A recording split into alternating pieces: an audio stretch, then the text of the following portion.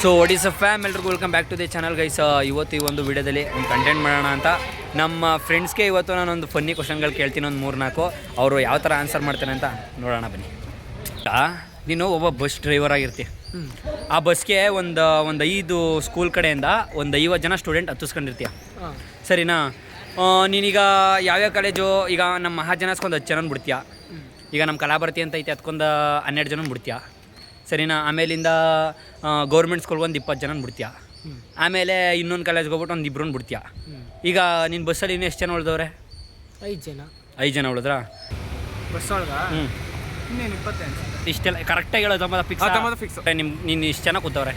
ಎಷ್ಟು ಜನ ಕೂತವ್ರೆ ಅಂತ ಯಾರು ಕೂತಿರಲ್ಲ ಅನ್ಸುತ್ತೆ.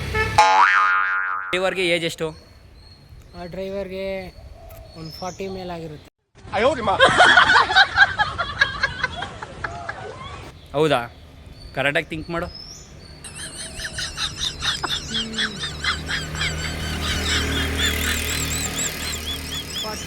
ಡ್ರೈವರು ಅದರಲ್ಲೇ 10 ಜನ ಒಂದು ಕಾಲೇಜ್. ಅದೆಲ್ಲ ಬಿಡು, ಡ್ರೈವರ್ಗೆ ಎಷ್ಟು ಏಜ್ ಎಷ್ಟು ಸಾಕು? 50. ಅವನ ಹೆಸ್ರೇನು? ಅವನ ಹೆಸರು ಗೊತ್ತಿಲ್ಲ. ನಿನ್ನ ಹೆಸರು ನಿಂಗೆ ಗೊತ್ತಿಲ್ಲ? ನಿನ್ನ ಡ್ರೈವರು ಬಸ್ ಹತ್ತಿಸ್ಕೊ ಹೋಗಿರ್ತೀಯ ಅಂತ ಹೇಳಿರ್ನಿಲ್ವಾ?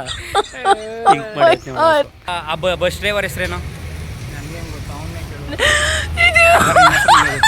ಬಸ್ ಡ್ರೈವರ್ ಕೇಳಲ್ಲ, ನಾನು ಬಸ್ ಡ್ರೈವರ್ ಅಲ್ಲ ಗೈಸ್. ನೀನೀಗ ಬಸ್ ಡ್ರೈವರ್ ಅಂತ ನಾನು ಬರೀ ಅಸ್ಯೂಮ್ ಮಾಡ್ಕೊಂಡಿದ್ದೆ. ಈಗ ಅಸ್ಯೂಮ್ ಮಾಡಿ ಕಣಪ್ಪ, ಹಾಗಾದ್ರೆ ನಿನ್ನ ಹೆಸರು ನಿಂಗೆ ಗೊತ್ತಿಲ್ಲ? ನನ್ನ ಬಸ್ ಡ್ರೈವರ್ ನನಗೆ ಗೊತ್ತಾಗಿಲ್ಲ. ಸರಿ ಆಯಿತು. ಆ ಸ್ಕೂಲ್ ಡ್ರೈವರ್ ಹೆಸ್ರೇನು? ರವಿನಂದನ್. ನಿಂಗೆ ಒಂದಿನ ಮೊಬೈಲ್ ಇಲ್ಲ ಅಂದರೆ ಬದುಕ್ತೀಯಾ?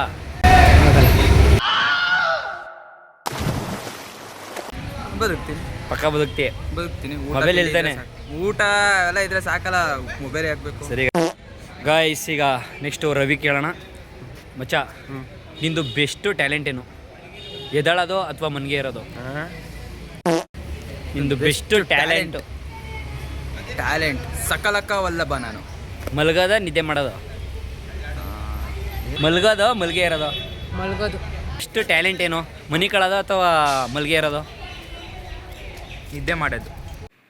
ಮೊಬೈಲಲ್ಲಿ ಈಗ ಪ್ರೆಸೆಂಟಾಗಿ 5% ಚಾರ್ಜ್ ಐತೆ ಅನ್ಕೋ, ನಿನ್ನ ರಿಯಾಕ್ಷನ್ ಹೆಂಗಿರುತ್ತೆ? 5% ಅಂತೀನಿ ಅಷ್ಟೇ. ನಿನ್ನ ರಿಯಾಕ್ಷನ್ ಹೆಂಗಿರುತ್ತೆ? ಏನಿಲ್ಲ, ಸಿಂಪಲ್ ಹೋಗಿ ಚಾರ್ಜರ್ ಅಷ್ಟೇನಾ? ಮನೆಗೆ ಹೋಗ್ಬೇಕಂತ ಕಾಯ್ತಾರೆ. ರಿಯಾಕ್ಷನ್ ಹೆಂಗಿರುತ್ತೆ? ನಿನ್ನ ರಿಯಾಕ್ಷನ್ ಏನಿರುತ್ತೆ? ಬೇಜಾರಾಗುತ್ತೆ. 5% ಚಾರ್ಜರ್ ಇದ್ದರೆ? ಸರಿ, ಈಗ ನೆಕ್ಸ್ಟ್ ಕ್ವಶನ್ನು. ಈಗ ನೀನು ಮುಂದೆ ಈಗ ನಡ್ಕೊ ಹೋಗ್ತಿರ್ತೀಯ, ಅಲ್ಲೇ 5 ಕೋಟಿ ಒಂದು ಸೈಡ್ ಬಿದ್ದಿರ್ತದೆ, 5 ರೂಪಾಯಿ ಮಧ್ಯದಲ್ಲಿ ಭಿಕ್ಷುಗೆ ಕೂತವಳೆ. ನಿನ್ನ ಪ್ರಕಾರ ಅವಳು ಯಾವ್ದು ಎತ್ಕೋಬೋದು ಅನ್ಸುತ್ತೆ? ನೀನು ಯಾವ್ದು ಎತ್ಕೊಂಡು? ನಾನೇ ಕೆತ್ಕೊಳ್ಳಿ. ವಸ್ತು ಪಾಷಾಢಕ್ಕೆ ಸಮಾನ. ಅವಳು ಯಾವ್ದು ಎತ್ಕೋಬೋದು? 5 ಕೋಟಿ. 5 ರೂಪಾಯಿ? 5 ರೂಪಾಯಿಗೆ ಬೆಲೆ ಇಲ್ಲ, ಅದಕ್ಕೆ ನೀನು ಎತ್ಕೊಳ್ಳಲ್ವಾ? ನಾನೇ ಕೆತ್ಕೊಳ್ಳಿ. ಈಗ ನಿನಗೆ ಬೇಡವಾ? 5 ಕೋಟಿ ಬೇಡವಾ? ನನಗೆ ಬೇಕಾಗಿಲ್ಲ. ಎತ್ಕೋಬೋದು ಅನ್ಸುತ್ತೆ? 2 ಎತ್ಕೊತಾಳ. ಅವಳು 2 ಎತ್ಕೋತಾಳ ಅಷ್ಟು. ಈಗ ನೀನು ಯಾವ್ದು ಎತ್ಕೋತಿ? ಅವಳು ಹಾಳೆ ಎತ್ಕೊಂಡಿರ್ತಾಳೆ, ನಾನೇನು ಎತ್ಕೊಳ್ಳಿ? ಪಾಯಿಂಟ್ ಈ ಮಗ ಸರಿಯಾಗಿ ಮನೆ ಏನೋ ಮಾಡೋಕ್ಕಾಗಿಲ್ಲ ಅಷ್ಟೇ. ಒಂದು ಬ್ಲಾಗ್ ಆಯ್ ಮಾಡ್ಬಿಟ್ಟು ಸಾಕು. Okay friends, by.